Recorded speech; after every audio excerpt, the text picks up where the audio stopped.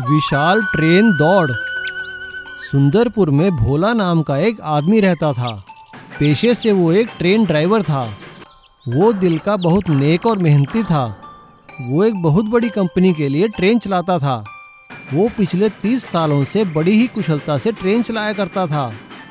उसकी ट्रेन का कभी एक्सीडेंट नहीं हुआ और ना ही कभी अपनी जगह पहुंचने में उसे देरी हुई।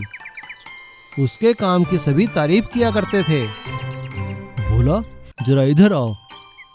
जी मैनेजर साहब, कहिए क्या बात है? भाई बात क्या होनी है भोला, ये लो तुम्हारा इनाम। इस बार भी कंपनी ने तुम्हें इनाम दिया है, बड़ी ही कुशलता से ट्रेन चलाने के लिए, वो भी बिना किसी नुकसान के। जी शुक्रिया मैनेजर साहब। एक दिन जब भोला ट्रेन लेकर वापस यार्ड में आया तो उसने वहां पर एक बिल्कुल नई बड़ी विशाल ट्रेन को देखा। नई ट्रेन देखकर भोला खुश हो गया और मन ही मन सोचने लगा, अरे वाह, लगता है हमारी कंपनी में नई ट्रेन आई है।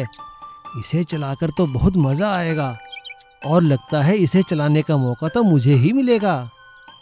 तभी भोला को कंपनी का मैनेजर ऑफिस में बुलाता है। भोला मन ही मन खुश हो जाता है। उसे लगता है कि उसे नई ट्रेन चलाने के लिए कहा जाएगा। मैनेजर के ऑफिस में जाते ही मैनेजर भोला को एक आदमी से मिलवाता है। भोला, ये डेविड हैं, ये नई ट्रेन चलाएंगे। मैं चाहता हूँ कि तुम इनका पूरा सहयोग करो। जी मैनेजर साहब। भोला डेविड के सामने तो कुछ नहीं कहता, लेकिन डेविड के जाने के बाद वो मैनेजर से कहता है, लेकिन मैनेजर साहब, मैं तो 30 सालों से आपके यहाँ काम कर रहा हूँ। आप मुझे वो ट्रेन चलाने का मौका क्यों नहीं दे रहे?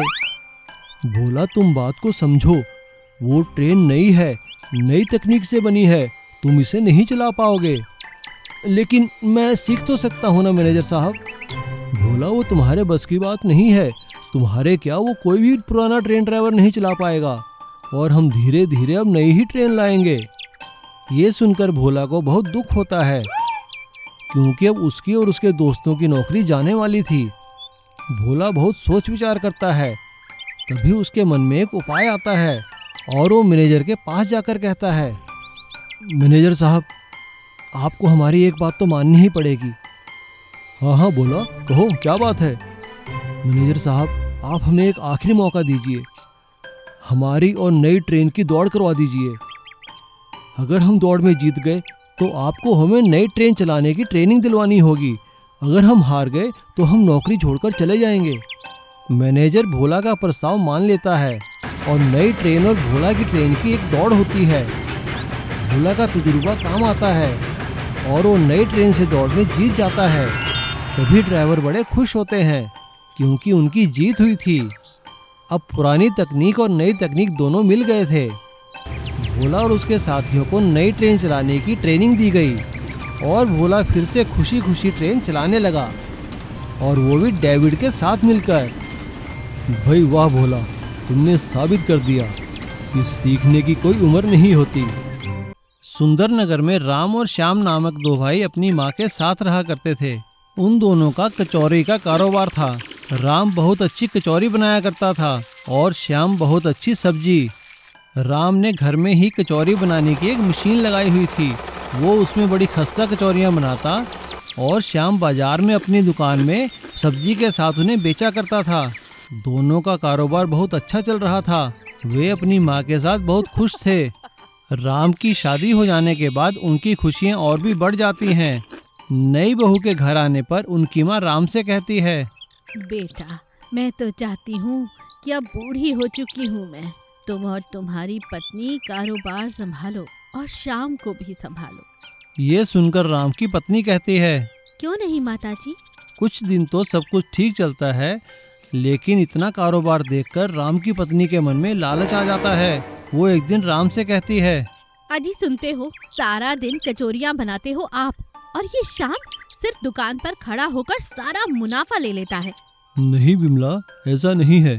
मुझे मेरे भाई और माँ पर पूरा भरोसा है। मैं सब समझती हूँ, माताजी भी इसी का साथ देती हैं। मैं तो कहती हूँ हमें अपना कचौरियों का काम अलग शुरू कर देना चाहिए, नहीं तो इनके गुलाम बनकर ही रह जाएंगे। अपनी पत्नी के बार बार कहने पर राम के मन में भी लालच आ जाता है और वो एक दिन अपनी माँ से कहता है, माँ बस बहुत हुआ, अब मैं खुद बाजार में कचौरी बेचा करूँगा। अरे अरे बेटा, ये तू कैसी बातें कर रहा है? माँ मैं कुछ नहीं सुनना चाहता। मैं आज से श्याम को कचौरी नहीं दूंगा। अगर उसे बेचनी है तो खुद कचौरियाँ बनाकर बेचे। अपने भाई और माँ की बात सुनकर श्याम कहता है, भैया अगर तुम ऐसा चाहते हो तो कोई बात नहीं, आप खुद कचौरियाँ बेचो। ये लीजिए दुकान की चाबी। माँ चलो हम कुछ और काम देख लेंगे। चलो श्याम, हमें ही यहाँ से जाना चाहिए, चलो चलते हैं। ऐसा कहकर श्याम और उसकी माँ उनके दूसरे घर में रहने लगते हैं और राम और उसकी पत्नी दुकान में कचौरियाँ बेचने लगते हैं। और इधर माँ श्याम से कहती है, बेटा ये मैंने कुछ पैसे जमा किए थे, बाजार से जाकर एक ठेला खरीद के ले आ, और हाँ कुछ कचौरियों को बनाने का सामान भी ले आ। हम एक बार फिर से शुरुआत करते। जी माताजी। श्याम ऐसा ही करता है। उसकी माँ कचौरियाँ बनाती है और श्याम सब्जी, और वो दोनों बाजार में कचौरियाँ बेचने लगते हैं।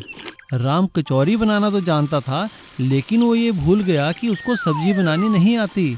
घटिया सब्जी के साथ कचौरी बेचने के कारण उनके दुकान की बिक्री कम हो गई। और इधर श्याम और उसकी माँ के हाथ की बनाई कचौरी और सब्जी धड़ाधड़ बिकने लगी। अब सभी लोग राम की दुकान से नहीं, श्याम की दुकान से कचौरियाँ खाने लगे। ये देखकर राम को अपनी गलती का एहसास हुआ। राम अपनी पत्नी को लेकर अपनी माँ के पास जाता है और उससे माफ़ी मांगता है। माँ मुझे माफ़ कर दो, भाई श्याम घर वापस चलो। माताजी मुझे माफ कर दीजिए। राम की माँ उसे माफ़ कर देती है। श्याम और माँ दोनों वापस घर आ जाते हैं और फिर से पहले की तरह काम करने लगते हैं और वो सभी फिर से खुशहाली से रहने लगते हैं। Long bridge. धर्मपुर गांव में नदी पर एक छोटा सा लकड़ी का पुल था, जिसे पार करके यात्री इधर से उधर आया जाया करते थे। वहाँ के लोगों का शहर जाने का वही एकमात्र साधन था। उसी गांव में यशोदा नाम की एक औरत रहा करती थी, जिसका बेटा गोपाल शहर में पढ़ाई किया करता था। और पढ़ाई खत्म होने के बाद उसकी शहर में बहुत अच्छी नौकरी लग जाती है। अपनी पहली कमाई से गोपाल एक बहुत अच्छी गाड़ी खरीदता है और उसे लेकर वो वापस गांव आता है। लेकिन पुल के पास आकर वो हैरान और दुखी हो जाता है, क्योंकि उसकी गाड़ी पुल के पार नहीं जा सकती थी। ये देखकर उसे बहुत गुस्सा आता है और वो गुस्से में अपने घर न जाकर सीधा प्रधान के घर जाता है। प्रधान काका नमस्कार। अरे आओ बेटा कृष्णा, कैसे हो? बड़े दिनों बाद आए शहर से। अब काका आप ही बताइए, मैं आऊं भी तो कैसे? मैंने इतनी तरक्की की है, लेकिन इस गांव में मैं अपनी गाड़ी भी नहीं ला सकता। मैं तो बस आपसे यही कहने आया था कि आप कुछ करते क्यों नहीं? अरे बेटा, मैंने सरकार को बड़ी चिट्ठियां लिखी है, हमारे गांव के लिए एक पक्का पुल बनाया जाए, लेकिन कोई सुनवाई नहीं होती बेटा। अब तुम जवान लोग ही कुछ कर सकते हो। वो ये सब देखकर हैरान था कि गांव ने अभी तक कोई भी तरक्की नहीं की है। लेकिन प्रधान काका, अगर कोई बीमार हो जाए तब आप क्या करोगे? यहाँ तो एम्बुलेंस भी नहीं आ सकती। अरे बेटा, इसी बात का तो रोना है। कई लोगों ने तो रास्ते में ही जान दे दी है, वो भी इस पुल की वजह से। प्रधान के मुंह से यह सब सुनकर वो बहुत उदास हो जाता है। तभी वहाँ एक औरत रोती हुई आती है। हाय राम हाय, मेरे बेटे को सांप ने काट लिया, कोई बचाओ, कोई इसे अस्पताल ले जाओ, अरे कोई हमारी मदद करो। उस औरत के साथ साथ गोपाल की माँ यशोदा भी वहाँ आती है। वो गोपाल को देखकर हैरान हो जाती है। अरे बेटा, तू कब आया और घर क्यों नहीं आया? यहाँ क्या कर रहा है? देख ये बेचारी कैसे बिलक रही है। जानता है इसके बच्चे को सांप ने काट लिया, अब इसे कैसे अस्पताल पहुँचाए, कुछ समझ नहीं आता। गोपाल ये सब देखकर हक्का बक्का रह जाता है। तभी अचानक वो बच्चे को गोद में उठाकर भागने लगता है और एक लड़के को अपना फोन देकर उसका वीडियो बनाने को कहता है। वो बच्चे को गोदी में लिए भागता है और भागते भागते पुल पार करता है और उसे अपनी गाड़ी में बिठाकर अस्पताल ले जाता है। धीरे धीरे उसका ये वीडियो वायरल हो जाता है और उसका वीडियो वायरल होते होते मंत्रियों और सरकार के बड़े बड़े अधिकारियों के पास भी पहुंच जाता है। लोग उनसे सवाल करने लगते हैं। सरकार में बैठे मंत्री शर्मिंदगी से बचने के लिए उस पुल के निर्माण का तुरंत आदेश देते हैं और इससे संबंधित एक चिट्ठी प्रधान के पास पहुंचती है।